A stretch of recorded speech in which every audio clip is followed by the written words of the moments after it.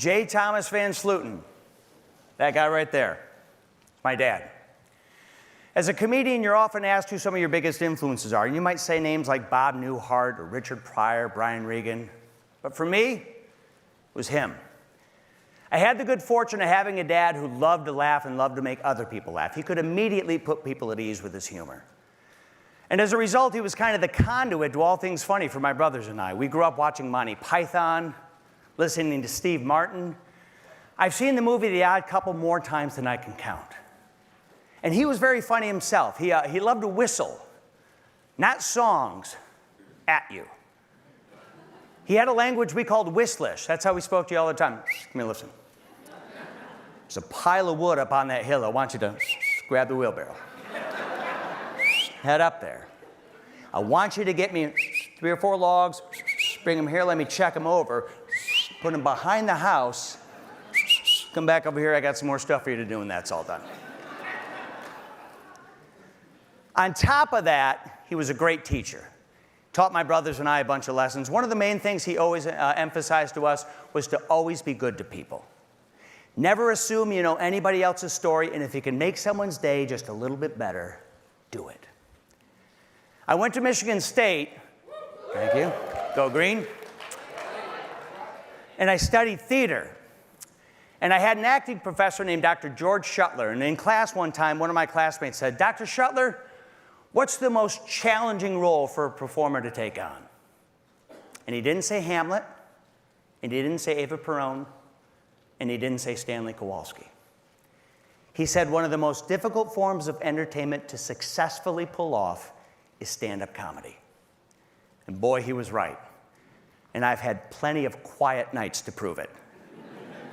It's tough. Standing on stage by yourself, trying to convey your thoughts in a comical manner to a room full of strangers with the sole intention of making them laugh, hopefully for the right reasons, it's brutal. It's sink or swim. And if you sink, oof, that's the longest descent you'll ever experience. It sucks. I was 24 when I started going to open mic nights to try to start to do comedy. My brother would go and tape me on a camera that was only slightly smaller than the TV we watched the tapes on. I took those tapes to an agency. They thought they were good. They started getting me hosting jobs. A few years later, I started to be the middle act, and some years later, I started to headline. I've been doing stand-up for 28 years, and I can tell you I still love every gig. My dad loved that I did stand-up. He was my biggest fan. He'd always want to know where I was traveling to. He'd always give me some warning based on some silly historical fact about where I was going. "Where are you heading next weekend?" "Wisconsin." "Wisconsin? Oof, be careful." You're like, "It's Wisconsin." "I know, but they're still ticked about the UP." You're like, "The Upper Peninsula, you're darn right. They wanted it, we got it. They've never gotten over it." You're like, I'm pretty sure they're over it, Pops." "Okay, well, roll the dice, hotshot, see what happens." 4 years ago, I became a firefighter. I was 48. Thank you.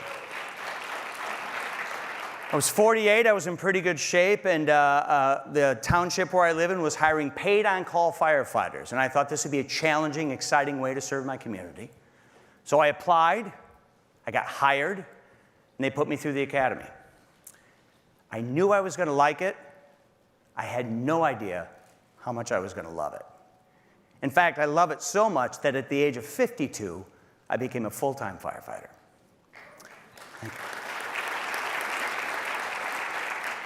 I love to help people. Not for purposes of boosting my own ego, but for the lessons that my dad taught me. If you can make someone's day just a little bit better, do it. It's amazing when you pull on scene with that big red truck, the feeling of relief that comes over people. Because as they say in the fire service, and any first responder community, nobody calls you when they're having a good day. In my short time in the fire service, I've seen more death, more tragedy, and more loss than most people experience in a lifetime.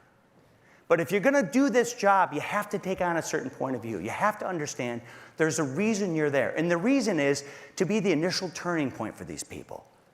And that could be saving their house from destruction. That could be pulling a loved one or a family pet out of the house. That could be being with a patient, determining they need the proper hospital care right now, so let's package them and get them going.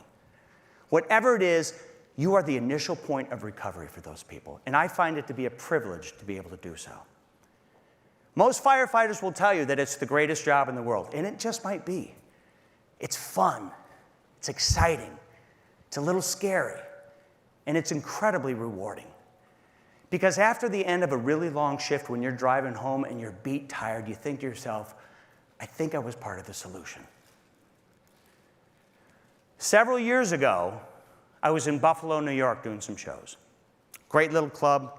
It's real nice, and they seat about 200 people. At the end of the night, you stand at the back of the room, and people file out, and they say kind things. Oh, thanks so much for coming. We really enjoyed the show. Oh, thanks a lot. Boy, better than the guy last week. Well, thanks. That's very nice of you. At the end of one of the shows, a guy walked up to me. He looked rough. Not scary rough, but like he'd had more than his share of uphill battles.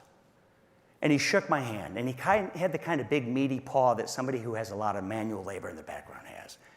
I'm a pretty strong guy, but I'm sure he could have turned my bones into powder if he wanted to. And he wasn't smiling. He didn't have any expression on his face.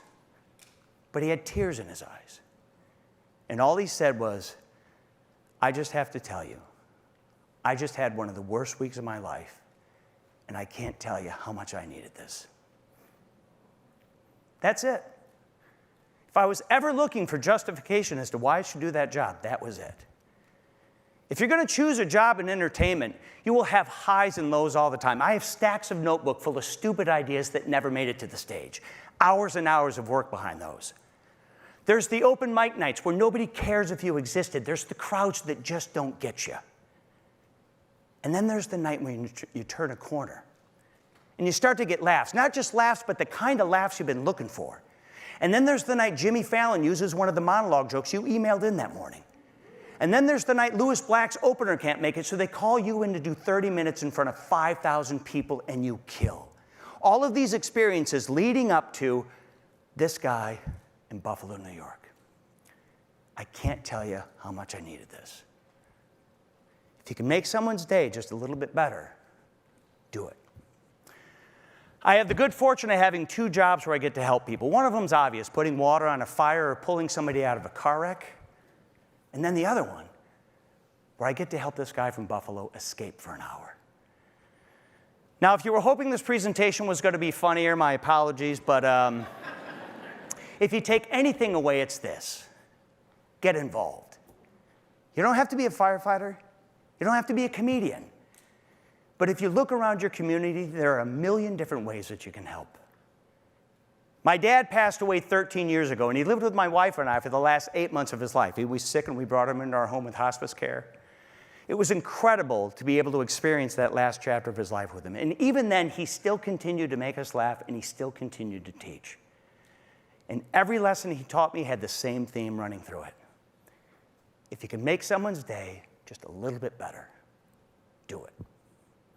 Thank you very much.